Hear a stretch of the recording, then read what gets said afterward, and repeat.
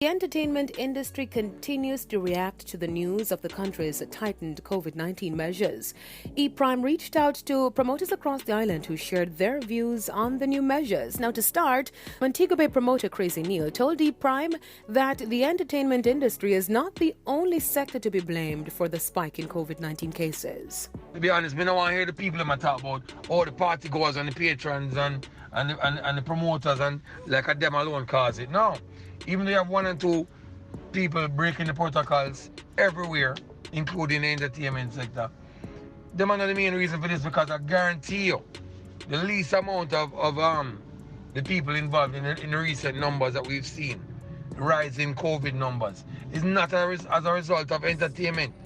There's a lot going on, like the rum-up bus them and the rum-up taxi them, right?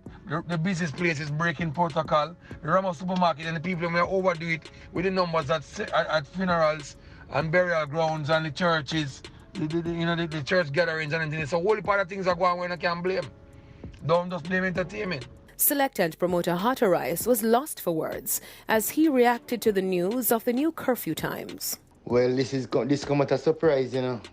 This lockdown don't come as a surprise because we not even start celebrate the reopening yet. You get me? So this is a big surprise, and like when I say the spike, like when I say that serious for lockdown, you get me?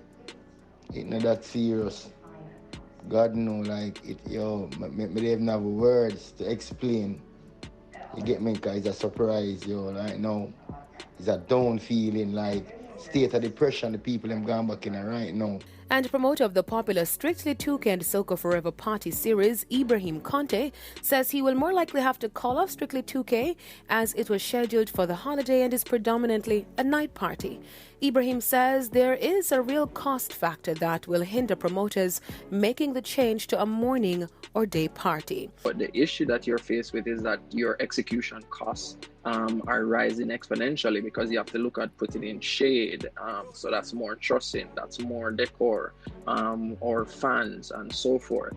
And where in a pandemic you can only raise your ticket prices to a particular amount, so that you don't outprice yourself out of the market.